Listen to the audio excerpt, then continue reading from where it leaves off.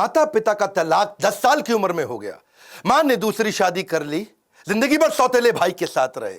आस पड़ोस के बच्चे चिढ़ाते तंग करते रहे, अपनी खुद की गर्लफ्रेंड छोड़ के चली गई, जिंदगी भर अकेले रहना पड़ा। जब अमेरिका गए तो बर्तन धोते रह गए। नमस्कार, मैं Vivek Bindra, founder and CEO बड़ा बिजनेस.com। बॉलीवुड की कहानी नहीं है ये कोई, वापस आ चुका हूं पूरे जोश के साथ। इस बार बात करूंगा रतन टाटा पे। बहुत कमेंट्स किए थे आपने, रतन टाटा सर, रतन टाटा, रतन टाटा देश के रतन, रतन टाटा। इससे पहले भी मैंने अटल बिहारी वाजपेयी, अब्दुल कलाम, नेताजी सुभाष चंद्र बोस और बॉलीवुड पे 4 केस स्टडी दी थी। चारों का व्यूअरशिप मिलियंस में गया है। खड़ा हो चुका हूं, अब कोई वीडियो बैठ के नहीं बना रहा हूं, पूरे जोश के साथ आ चुका हूं। अगर आप थोड़े नीचे कमेंट बॉक्स में बताओ, Steve Jobs, Mark Zuckerberg, Mukesh Ambani, Sardar Patel, और अगर 5 लाख लाइक दिए ना तो मजबूरी का नाम महात्मा गांधी भी बना सकता हूं। क्यों कहते थे मजबूरी का नाम महात्मा गांधी? अब वीडियो मिस मत करिएगा, नई नई लर्निंग दे रहा हूं आपको। सही कार्य करने के लिए समय हमेशा ही सही होता है। कौन थे Ratan Tata? Industrialist, investor, philanthropist, कोई ट्रेंड पायलट, पद्मश्री, पद्म विभूषण? कौन थे? लंदन में इनको सर का टाइटल दिया, ऑनररी नाइट बोलते हैं उसको। यूके में टाइटल दिया गया इनको सर, इसीलिए मैं भी पूरे वीडियो में बोलूंगा सर रतन टाटा। इनकी चेयरमैनशिप में इनका रेवेन्यू टाटा ग्रुप का 40 गुना बढ़ा। 22 साल में 40 गुना रेवेन्यू बढ़ा, प्रॉफिट इन्होंने 50 गुना बढ़ाया। ग्रेटनेस रतन टाटा की ये थी कि ये हर डीप इंसल्ट को स्टीप रिजल्ट में कन्वर्ट करते थे। आप इनकी बेइज्जती करो, इनको डीप इंसल्ट दो, ये स्टीप रिजल्ट क्रिएट कर देंगे। जितना इनको तंग करो ये उतना ग्रो कर जाते हैं। 90% स्टार्टअप 5 साल में फेल हो जाते हैं इंडिया में। 90% स्टार्टअप 90% 5 साल में फेल हो जाते हैं। केवल बचे हुए 5% स्टार्टअप है जो अगले 10 साल तक चल पाते हैं, और 0.01% कंपनियां जो 100 साल तक चलती हैं। टाटा ग्रुप ऐसी कंपनी है जो 150 से ज्यादा साल से चल रही है। आज टाटा ग्रुप इतना बड़ा हो गया कि इनकी 100 से ज्यादा कंपनियां 100 से ज्यादा देशों में चल रही हैं।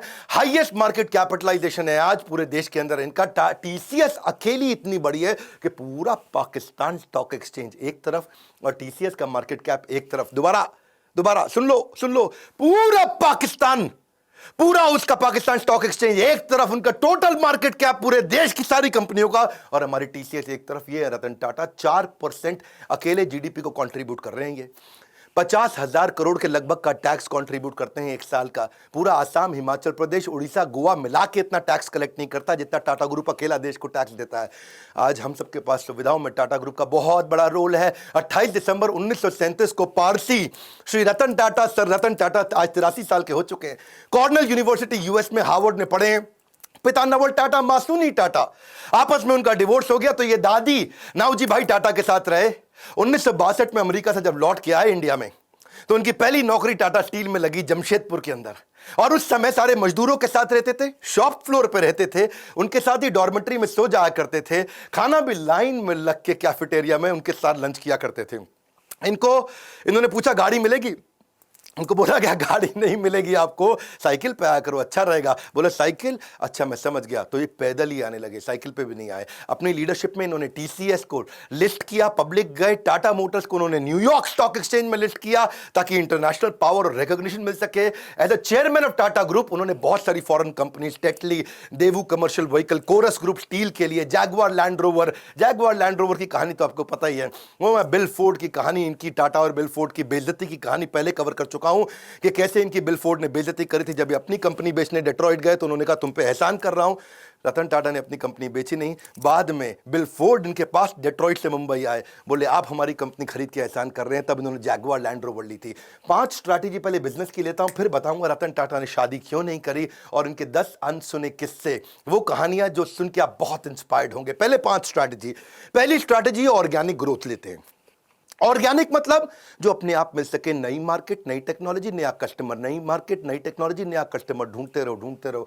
कौन सी नई मार्केट, कौन सी नई टेक्नोलॉजी, कौन सा नया कस्टमर। दूसरी इनऑर्गेनिक ग्रोथ, जो अपने आप होएगी ठीक है, अब इनऑर्गेनिक ग्रोथ लेंगे, टेक ओवर करेंगे, एक्विजिशन करेंगे, दूसरी कंपनियां खरीदेंगे, छोटी कंपनियां खरीदेंगे, खुद को बड़ा करेंगे, जॉइंट वेंचर करेंगे, पार्टनरशिप्स करेंगे, स्ट्रैटेजिक अलायंस करेंगे। तीसरी स्ट्रैटेजी, जो धंधा अच्छा नहीं है उसमें से एग्जिट कर लो। Cosmetic, paint, oil, soap, pharma, cement, ये 6 कंपनियां इनकी चली नहीं, उनसे एग्जिट कर गए, बाहर निकल जाओ, कोई अटैचमेंट नहीं, धंधे को धंधे की तरह चलाना है। चौथी स्ट्रैटेजी, एंटर करो उसमें जो चलेगा। रिटेल, टेलीकॉम, बायोटेक्नोलॉजी और टेक्नोलॉजी इनका बहुत अच्छा चलता रहा, उसमें एंटर करके उसको बड़ा करते गए। और इनकी फाइनली 5वीं स्ट्रैटेजी क्या थी कि कोर बिजनेस को पकड़ के रखो। स्टील, मोटर, केमिकल और पावर, ये इनके कोर बिजनेस थे। अब लेते हैं 10 वो कहानियां। 10 में से पहली कहानी बहुत लोगों के मन में है, रतन टाटा जी ने शादी करी क्यों नहीं। एक बार आया था मौका, वो शादी के बहुत नजदीक पहुंच गए थे। लॉस एंजलिस में उनको वहां एक अमेरिकन देवी से बहुत प्रेम हो गया था। वो देवी जी को भी रतन टाटा से बहुत प्रेम हो गया था और वो अमेरिकन देवी के साथ इतना प्रेम हो गया कि इन्होंने डिसाइड कर लिया अब शादी करें। इतने में टाटा जी को फोन आया इंडिया से, अरे बेटा रतन मैं बीमार हूं। उनकी दादी का फोन आया, इंडिया मुझसे मिलने आ जाओ, मेरा आखिरी समय। रतन टाटा को जाना पड़ा क्योंकि उन्होंने सारी जिंदगी दादी के साथ ही तो बताई थी। तो उन्होंने देवी जी को बोला कि चलो चलते हैं अब इंडिया में शादी करेंगे हम लोग और दादी से भी आपको मिलवाऊंगा। तो वहां बेटी को रुकना पड़ गया क्योंकि उसके माता पिता ने बोला इंडिया में इंडो चाइना का वॉर चल रहा है, 1962 का समय था, इंडो चाइना वॉर चल रहा था। उन्होंने कहा अभी इंडिया जाना ठीक नहीं है। ये इंडिया गए, सोचा अब वो देवी जी आने वाली हैं। उधर उसके माता पिता ने उसकी शादी किसी और से करा दी। और रतन टाटा को सुन के बहुत धक्का लगा क्योंकि वो वचन दे चुके थे।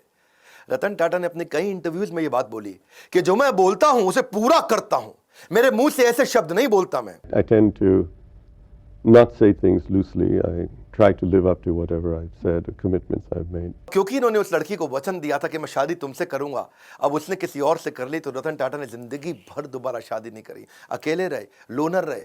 सी it is not easy to be loyal to someone who is not loyal to you. वो लड़की इनको लॉयल नहीं थी रतन टाटा को, तो भी बावजूद उसके कि कोई अपनी लॉयल्टी ना दिखाए तब भी जिंदगी भर लॉयल रहे। आज तक उसकी याद में उन्होंने दोबारा शादी नहीं करी। लॉयल्टी जो है ना वो ग्रे नहीं होती है, या तो ब्लैक है या वाइट है। लॉयल्टी बीच में नहीं होती, या ब्लैक है या वाइट है। जिंदगी भर रतन टाटा ने शादी नहीं करी। लेकिन अब मैं आपको बात करता हूं दूसरी कहानी का किस्सा। एक बार ये नासिक की तरफ जा रहे थे मुंबई से, कई सीनियर ऑफिशियल्स थे, गाड़ी में जा रहे थे और रास्ते में इनकी गाड़ी का टायर पंचर हो गया। और टायर पंचर हो गया तो सब अपना गाड़ी से उतरे, अपना कैजुअल थे, वहां पे इधर उधर घूम रहे थे। कोई अपना चाय पी रहा था टपरी पे, कोई अपना सुट्टा मार रहा था। तो सब तरह कैजुअल हो गए, इधर उधर घूम रहे थे। और तभी देखा कहीं रतन टाटा नहीं दिख रहे, रतन टाटा नहीं दिख रहे। अरे भाई कहां गए रतन टाटा, कहां गए रतन टाटा? चाय पी रहे हैं, अरे कहीं कहीं वॉशरूम गए हैं। तो रतन टाटा अचानक लोगों ने देखा कि अपनी स्लीव ऊपर करके और अपने टाई को कंधे पे ऐसा पीछे टांग करके, उसके बाद जो है जैक और पाने को हाथ में पकड़ के दूसरे टायर का प्रेशर चेक कर रहे, उसके साथ पंचर लगवा रहे। तो लोगों ने आके पूछा भाई आप रतन टाटा हैं, आप काहे पंचर लगा रहे भैया? वो उसका काम है पंचर लगाने का। तो बोले देखो अगर इसको 15 मिनट लगते हैं पंचर लगाने में, मेरी मदद से 7.5 मिनट में कर लेगा, तो जहां मीटिंग में पहुंचना वहां 7.5 मिनट ज्यादा मिल जाएगा मुझको।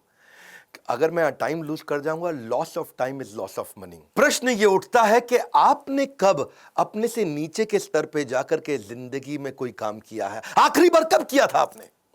कब आपने अपने स्तर से नीचे उतर करके दूसरों की मदद करी थी? रतन टाटा जिंदगी भर सिखाते रहे leadership is not position, it is action. ये पोजिशनल पावर नहीं, पर्सनल पावर है। मुंबई का 26/11 का ताज अटैक, और वो अटैक जिसमें वो जानते हैं, सारी दुनिया जानती है कि उन्होंने सबकी मदद करी।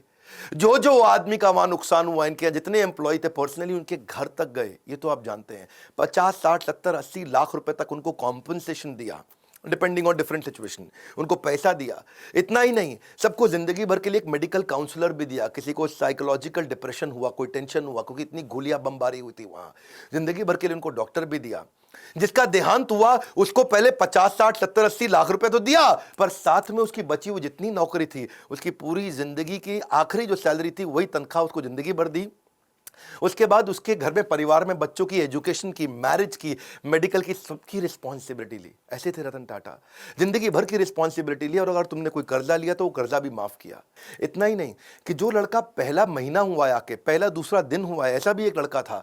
ऐसे भी कुछ लड़के थे जिनको बिल्कुल अभी होटल में ज्वाइन ही किया था, ट्रेन ही थे, उनको भी ऐसे ही पूरा कॉम्पनसेट किया। ये सब तो सब समझते हैं, पर जो बात जिसने मुझे हैरान कर दिया, जिसके कारण मैं भी अपनी कंपनी में स्टैंडर्ड को चेंज कर रहा हूं, वो ये है कि उन्होंने अपने होटल वालों की तो मदद करी, बाहर आसपास बाजार में जो पुलिस वालों को गोली लगी उनको भी उन्होंने कॉम्पनसेट किया। वहां पेडेस्ट्रियन जो राही चल रहे थे, वहां पे राहगीर थे, चाय वाला था, भेलपुड़ी वाला था, गुब्बारे वाला, पाव भाजी वाला, पान की दुकान, टपरी, जिनको टाटा ग्रुप से कोई मतलब नहीं, उनको भी इन्होंने मॉनिटरी भी पैसे से भी मदद करी और साथ में टाटा ग्रुप में नौकरी भी दिलाई। और ये सब कुछ उन्होंने केवल 20 दिन में कर लिया। दूसरी तरफ एक लड़की थी देविका, सीएसटी स्टेशन पे, उसने अजमल कसाब को रिकॉग्नाइज किया था। छोटी लड़की थी, 10, 11, 12 साल की, और उसको उसके पिता और उसके भाई जेंट्स वॉशरूम गए थे, छोटी बच्ची को बाहर 2 मिनट छोड़ करके, और उसको सामने से आके गोली मारी। उसी ने अजमल कसाब को आकर के बाद में कोर्ट में पहचाना था। आज रतन टाटा ने तो 20 दिन के अंदर कॉम्पेंसेशन कर दिया सब कुछ। 20 दिन में फटाफट कमेटी बना के सबको मुआवजा दिया, सबकी मदद करी, सबके साथ खड़े हो गए। और तब 2008 से 2020 हो गया, एक 20 दिन एक 2020, 20 डेज 2020। आज 2020 तक उस लड़की को कोई कॉम्पेंसेशन नहीं मिला। इनफैक्ट मछुआरे थे कहीं, मैं अभी इकोनॉमिक टाइम्स में खबर पढ़ रहा था, वो मछुआरों को आज 12 साल के बाद कॉम्पेंसेशन मिला। मतलब सरकार को जितना समय लगता है, टाटा को कभी समय नहीं लगता। करुणा के लिए कारण की जरूरत नहीं पड़ती। यदि आप दूसरों को प्रसन्न देखना चाहते हैं तो करुणा का भाव रखिए, और अगर खुद को प्रसन्न देखना चाहते हैं तो भी वही करना है, तो भी करुणा का भाव रखना है। देखिए, ये ऐसे व्यक्ति थे जो वैल्यू को वैल्यू किया करते थे, वैल्यूज को, he used to value the values. चौथी कहानी, हार्वर्ड के अंदर अब सब लोग सोचने लगे कि भाई हम क्राइसिस मैनेजमेंट सिखाते हैं, 26/11 में सबसे बड़ा क्राइसिस था, और तब वहां के प्रोफेसर ने सोचा कि भाई हम केस स्टडी सिखाते हैं क्राइसिस मैनेजमेंट की। तो उन्होंने अपने 2 प्रोफेसर्स को भेजा कि जाके इंडिया में पता लगाओ कि रतन टाटा की ये कंपनी टाटा ग्रुप में जो होटल था, होटल के कर्मचारी इतने कमिटेड कैसे थे, कैसे अपनी जिंदगी को दांव पर डाल के दूसरों को बचाने में लगे थे। आपको तो पता है ना, वहां एक जनरल मैनेजर भी था, करमबीर सिंह, 1 साल पुराना जनरल मैनेजर था। और उसने क्या देखा, मतलब उसकी वाइफ और उसके बच्चे उसी होटल में रुके हुए थे, और उसको पता चला, खबर मिली कि उसकी वाइफ की डेथ हो गई है वहीं पे, जो नीति थी उसकी वाइफ, और उसका बेटा उदय और समर, एक की उम्र 14 साल, एक की 5 साल, वो होटल के अंदर है जनरल मैनेजर करमबीर सिंह, और ऊपर फ्लोर के अंदर एक स्वीट कमरे के अंदर उनके बच्चे और उसकी बीवी की डेथ हो गई। लेकिन वो रुका नहीं, क्योंकि आग लग गई थी वहां कमरे में। वो रुका नहीं, वो सुनने के बावजूद वो दूसरे गेस्ट को बचाने में लगा रहा। इतना ही नहीं, उनके अलावा यंग ट्रेनी थे बहुत सारे, वो भी गेस्ट को बचाने में लगे रहे, वो भी खुद वहीं रुक रहे, उनको गेस्ट को भेजते रहे होटल के अंदर। टेलीफोन ऑपरेटर फोन करके बता रहा है कि अब निकलो, अब रुको, अब निकलो, अब रुको। रिसेप्शनिस्ट जो स्टाफ थी वहां पे, वो भी ह्यूमन शील्ड बना बना करके गेस्ट को निकालने में लगे हैं। सब लोग हैरान थे। हार्वर्ड बोला कि यार एम्प्लॉइज में ऐसा है क्या, इनके ये क्या भरते हैं, कौन सा इंजेक्शन लगाते हैं कि इनके एम्प्लॉय कोई आर्मी के अफसर थोड़ी है कि अपनी जिंदगी दांव पर लगा दी। भाई सबसे पहले तो आदमी अपने को बचाता है, खुद निकलता है। लेकिन इनके सारे एम्प्लॉय, ताज मालदीव्स का भी था ना ताज, वहां पे भी सुनामी आया था 2004 में, उधर भी इन्होंने यही किया था। तो वो सोचे कि भाई ताज होटल के एम्प्लॉय ऐसे हैं कैसे। तो देश पांडे और रैना, ये 2 आदमी हार्वर्ड से आए रिसर्च करने इंडिया में। तो पहले सोचा भाई सिंपल सी बात है, आप लोग भी सोच रहे होंगे कि इनकी ट्रेनिंग बड़ी अच्छी होती होगी, इनका ह्यूमन रिसोर्स अच्छा होगा, इनके मैनुअल अच्छे होंगे। लेकिन वो बोले नहीं, ट्रेनिंग तो तब देना जब एम्प्लॉय 2, 4, 5, 10 साल पुराना हो जाए। यहां तो एम्प्लॉय नया था, जिसको आए 15 दिन हुए वो भी जान दे रहा है अपनी। तो बोले कि अच्छा रिवॉर्ड रिकॉग्निशन अच्छा देते होंगे। भाई नहीं, जो रिवॉर्ड रिकॉग्निशन तब दोगे जब तुम साल 2 साल 4 साल नौकरी कर लोगे, तब तो कोई अवार्ड रिवॉर्ड दोगे। वो तो 15 साल पुराने लड़के, 15 दिन क्षमा चाहता हूं, पुराने लड़के आए और होटल में अपनी जान देने में लगे। तो ये कह रहे हैं कि क्या चक्कर है, टाटा ग्रुप के होटल में कोई आदमी आता है तो अपनी जान देने को तैयार हो जाता है, पर ग्रुप के लिए, टाटा के लिए काम करता है, क्या चक्कर है। तुमने कहा भाई रिज्यूमे अच्छा था, इनका एक्सपीरियंस अच्छा था, पता चला वो भी नहीं।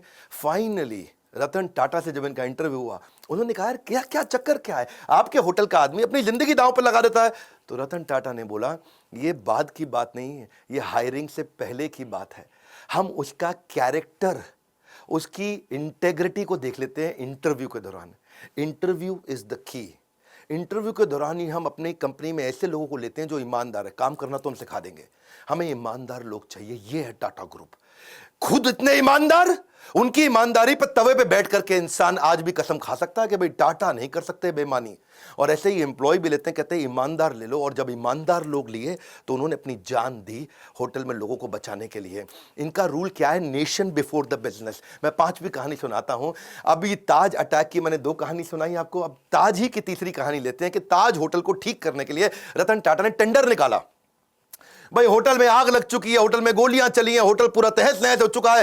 तो उन्होंने दुनिया भर में टेंडर निकाला कि कौन हमारे होटल को आके ठीक करेगा, रिपेयर करेगा। समझ रहे हो मेरी बात को। तो रिपेयर करने के लिए दुनिया भर में टेंडर, पाकिस्तान से 2 कंपनी ने भी टेंडर अप्लाई कर दिया कि हम आपका होटल आके ठीक करते हैं। अच्छा, उनको रतन टाटा ने ध्यान नहीं दिया, भाई पाकिस्तानी है, मैं यही कराऊंगा इनसे। कसाब साहब वहीं से आए थे। तो ये को 2 आदमी, 2 बड़े बिजनेसमैन बिना अपॉइंटमेंट लिए पहुंच गए मुंबई रतन टाटा से मिलने के लिए कि भैया हमको दे दो, हम करेंगे टेंडर पास। रतन टाटा ने उनको अपॉइंटमेंट नहीं दिया, कमरे के अंदर से सेक्रेटरी को बोल दिया बोल तो बिजी हैं। वो बाहर बैठे वेट करते रहे, पूरा सुबह से शाम हो गया। रतन टाटा ने फिर मैसेज भेज दिया उनको, बोलो चले जाओ, तुम अपॉइंटमेंट लेके नहीं आए, मैं बिजी हूं। ये दोनों पाकिस्तान के बड़े बिजनेसमैन दिल्ली पहुंच गए एक बड़े कांग्रेस के नेता के पास।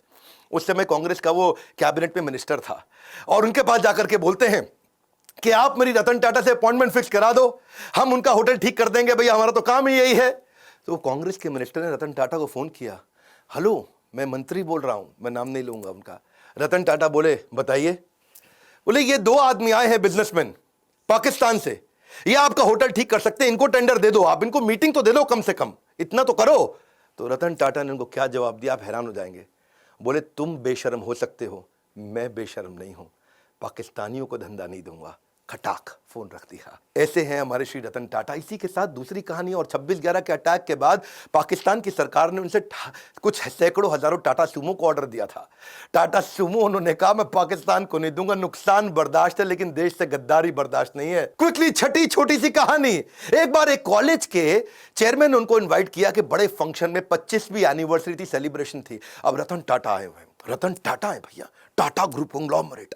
बच्चों में भीड़ भाड़ हो गई, और मैं देखूंगा आगे आऊंगा, मैं देखूंगा आगे आऊंगा। 2-4 बच्चों ने इधर धक्के मार दिए, आगे निकलने के चक्कर में रतन टाटा ने देखा बेचारी एक लड़की नीचे गिर गई। उन्होंने कहा कि आप फंक्शन खत्म होने दो, मैं आपसे मिलूंगा।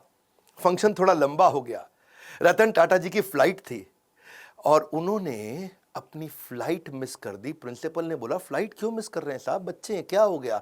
बोले नहीं, मैंने वचन दिया है, मैं इनसे मिलूंगा, प्राण जाए पर वचन ना जाए। ये कहानियां आपने पहले बॉलीवुड में बहुत सुनी होंगी, लेकिन असलियत में रतन टाटा कहते हैं जो मैं मुंह से निकाल देता हूं मैं करता हूं पूरा। चलो आगे बढ़ते हैं। 7वीं कहानी, रतन टाटा एक पीपल्स पर्सन थे। आपको पता है जब जापानी कंपनीज इंडिया में आती हैं और ऑटोमोबाइल कंपनी लगाती हैं तो बहुत स्ट्राइक होती हैं। सुजुकी, मारुति, उनके यहां भी बहुत स्ट्राइक हुई, होंडा के यहां हुई, या कोई भी जापानीज कंपनी होती है, क्योंकि मैनेजमेंट और लेबर यूनियन का आपस में झगड़ा चलता है। लेकिन एक दफा टाटा मोटर्स में भी हुआ, मैनेजमेंट और लेबर का झगड़ा हो गया। वहां पे लेबर ने उनको बोला, उनकी यूनियन ने बोला कि भाई हमको ना यहां पे एक बोनस चाहिए, आप बोनस नहीं दे रहे हैं। वो इतना वायलेंट हो गया कि मजदूरों को भी चोट आई और मैनेजर्स को भी चोट आई, को झगड़ा बहुत बढ़ गया। और लेबर यूनियन कह रही है बोनस तो चाहिए ही चाहिए। अब मैनेजमेंट तैयार नहीं थी बोनस देने के लिए।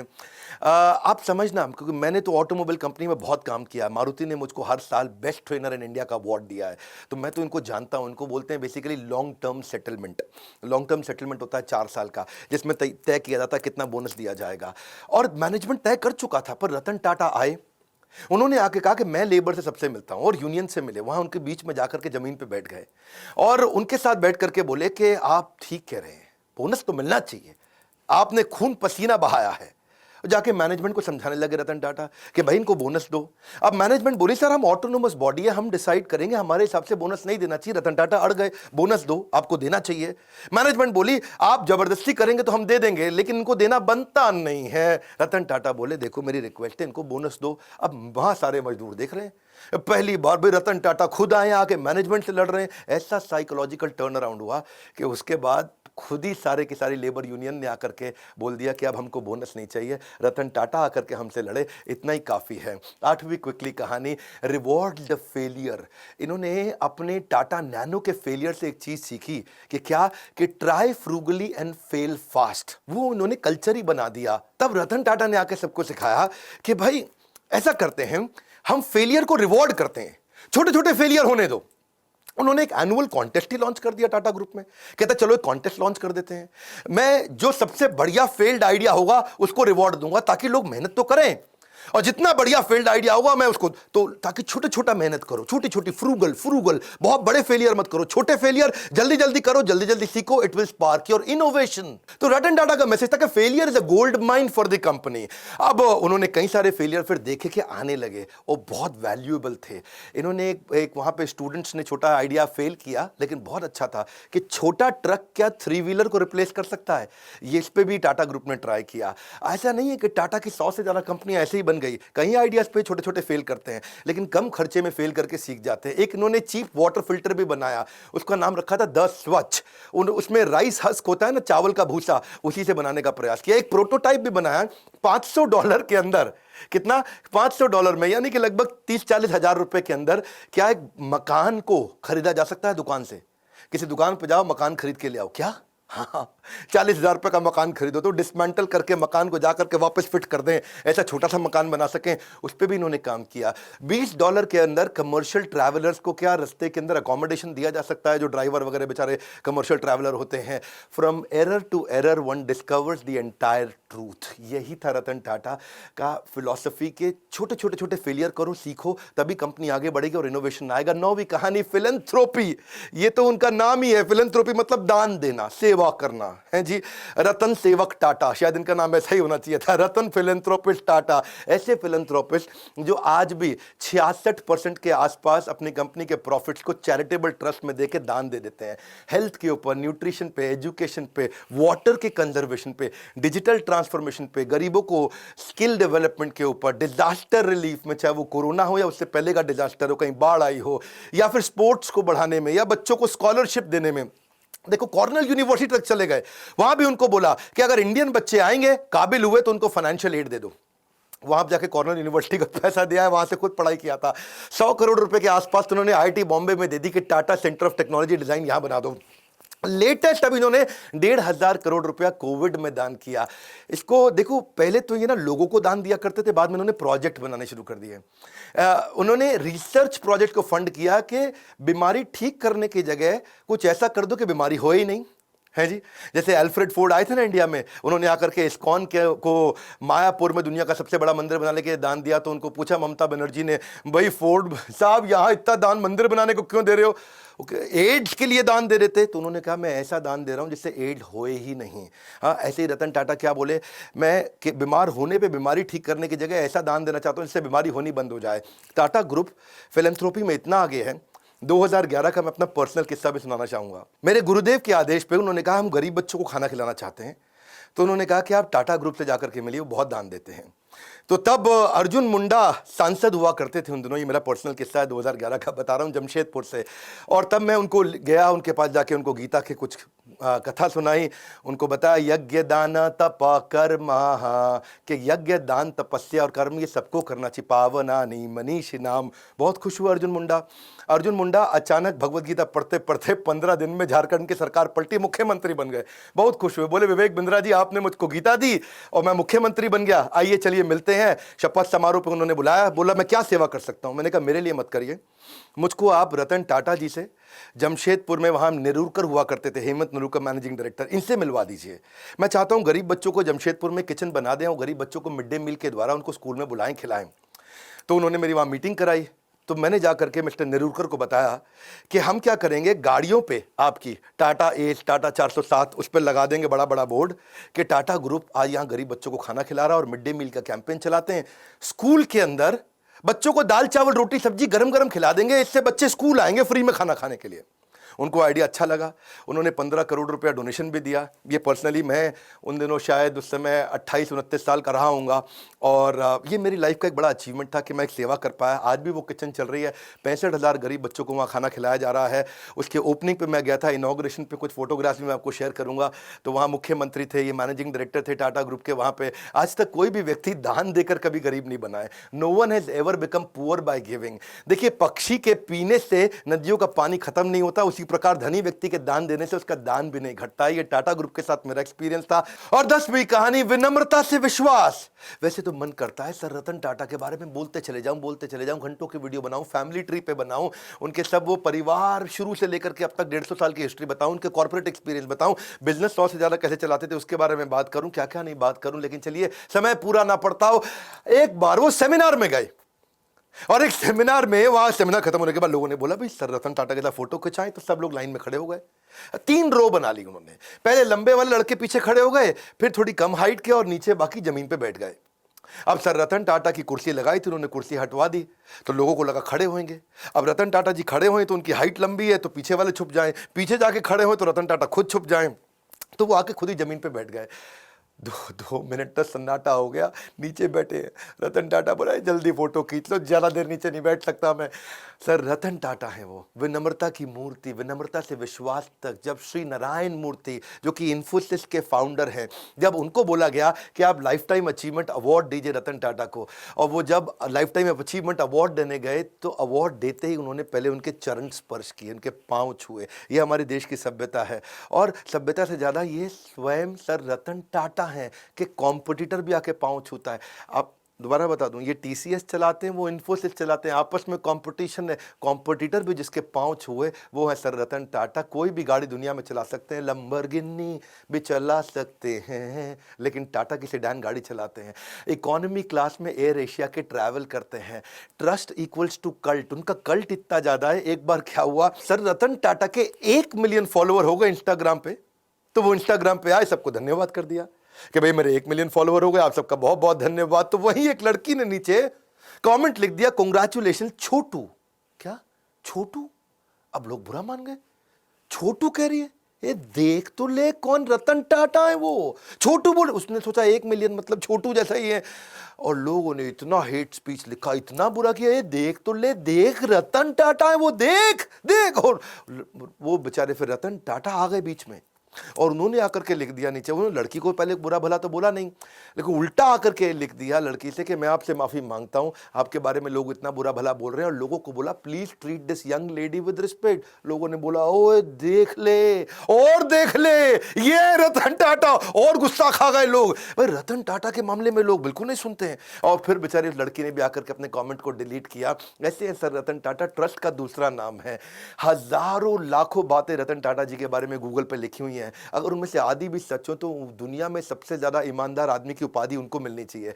वैसे रतन टाटा जी ने जो इम्पैक्ट क्रिएट किया है वो तो शायद कोई भी ना कर सके, मैं तो कभी उसके तिनके का भी प्रयास ना कर सकूं, लेकिन बिजनेस में आपको सफल बनाने की जिम्मेदारी हमने जरूर ले ली है। ये तो पक्का कर लिया है, कुछ भी नहीं छोड़ा है, कुछ भी नहीं। इतना बढ़िया बढ़िया दुनिया के हर प्रॉब्लम का बिजनेस कंटेंट हमने हिंदी में बना दिया है, कुछ नहीं छोड़ा है। आज हमसे ज्यादा बिजनेस ट्रेनिंग प्रोग्राम कोई भी किसी का भी कंटेंट कंज्यूम नहीं करता। केवल बड़ा बिजनेस प्लेटफॉर्म ऐसा है, अगर हिंदी में किसी को बिजनेस सीखना है, कुछ नहीं छोड़ा है, सब सिखा दिया। आइए वर्ल्ड का मोस्ट पावरफुल कंटेंट कंज्यूम करिए। अगर आप बनना चाहते हो एक सफल व्यापारी तो call now to join EAE, यानी कि एवरीथिंग अबाउट एंटरप्रेन्योरशिप, एवरीथिंग। वैसे एक बात है, रतन टाटा एक ऐसे रत्न है जिन्हें भारत रत्न भी पूर्ण रूप से परिभाषित नहीं कर सकता, लेकिन उनको फिर भी उनके सम्मान के लिए भारत रत्न जरूर दिया जाना चाहिए। उनके जीते जी तो जरूर दिया जाना चाहिए। अगर वास्तव में कोई भारत रत्न का अधिकार रखता है तो वो हमारे देश के असली रत्न है, रतन टाटा। जीते जी उनको सम्मान देना चाहिए। आज वो 83 साल के हैं। जवाहरलाल नेहरू जी ने, मैं उनके खिलाफ नहीं हूं, लेकिन उन्होंने अपने रहते खुद को ही नॉमिनेट कराया था, भारत रत्न दिया था। इंदिरा गांधी जब प्राइम मिनिस्टर थी तो खुद को भारत रत्न उनको दिया गया था। आज अपने प्रधानमंत्री से हम प्रार्थना कर सकते हैं, आज हमारे को कैंपेन चलाना चाहिए। और कैंपेन क्या? Hashtag Bharat Ratna for Ratan Tata. Spelling जरा चेक कर लेना। ये हैशटैग कैंपेन आपको मेरे साथ चलाना, ये मेरा रिक्वेस्ट है आपको। अगर आप मेरे साथ हैशटैग कैंपेन चलाते हैं, मैं आपको अपनी तरफ से क्या सपोर्ट कर सकता हूं, मैं अपनी तरफ से फ्री कोर्स दे देता हूं आपको। हमारे एवरीथिंग अबाउट एंटरप्रेन्योरशिप को खरीदो मत, आप आओ ट्विटर पे, ऐसा करो हैशटैग भारत रत्न, रत्न में RATNA, और फॉर रतन RATAN टाटा, ऐसा करके हैशटैग चलाइए। नीचे लिख दीजिएगा request by doctor Vivek Bindra. ये 2 हैशटैग कर लीजिए ताकि हम आपको ट्रैक कर लें। अगर आपका थोड़ा सा भी रीट्वीट, लाइक और कमेंट अच्छा हुआ, इसका स्क्रीनशॉट मुझे व्हाट्सएप कर दीजिए। ये मेरा नंबर है 9810544443। बस अगर आपका 100 से ज्यादा का एंगेजमेंट आ गया, 100 से ज्यादा रीट्वीट आ गए, लाइक आ गए, कमेंट आ गए, अपना स्क्रीनशॉट मुझको फटाफट से भेज दीजिए। आप हमारे व्हाट्सएप पे, व्हाट्सएप नंबर भी चलता है 9810544443, यहां भेजिए। मैं आपको everything about entrepreneurship 36,000 plus GST का कोर्स अपनी तरफ से फ्री दूंगा। ये मेरी रिक्वेस्ट मानिए। आइए मिल करके इस कैंपेन को आज इतने रीट्वीट दे दे, इतने रीट्वीट दे दे। आप आकर के मेरे ट्विटर अकाउंट को फॉलो कर सकते हो, नीचे मैं लिंक दे देता हूं आपको। और साथ में मिलकर के बस इस हैशटैग को हमें ट्रेंडिंग पे लेकर के आना है। अगर रतन टाटा जी को मिल जाता है ना भारत रत्न, तो ऐसा लगता है जैसे 140 करोड़ भारतवासियों को मिल गया है। आज तक बिजनेसमैन लोगों को नहीं मिलता, लेकिन इनको मिलना चाहिए। चाहिए, इनके जीवन में मिलना चाहिए। यही एक ऐसे रत्न है। मैं आपको रिक्वेस्ट करूंगा इस वीडियो को खूब शेयर करिएगा, ट्वीट करके स्क्रीनशॉट मुझको भेजिए। मैं अपनी तरफ से क्या कर सकता हूं, आपको कोर्स फ्री में दे सकता हूं अगर आप मेरा सहयोग करें। रतन टाटा जी को भारत रत्न मिलना चाहिए। नीचे कमेंट बॉक्स में अपनी फीलिंग बताइए, आपको उनकी कौन सी लर्निंग अच्छी लगी, फीलिंग बताइए। अगला वीडियो किसका देखना चाहते हैं वो बताइए। देश के हर बच्चे को, हर व्यापारी को भेजिए इनके वीडियोस के। बिना भ्रष्टाचार के, बिना किसी को घूसखोरी के भी आप बिजनेस को बड़ा कर सकते हैं, जैसे रतन टाटा जी ने खुद करके दिखाया। इस वीडियो को जरूर शेयर करिएगा, लाइक किया अगर आपने तो बहुत उत्साह बढ़ता है। बहुत मुश्किल होता है ऐसे वीडियोस बनाना। हमारे साथ जुड़े रहने के लिए, मेरी इस मुहिम में आकर के #भारत रत्न फॉर रतन टाटा को ज्वाइन करने के लिए आप सबका हृदय की गहराइयों के साथ प्रेम पूर्वक मुस्कुराहट से बहुत बहुत धन्यवाद।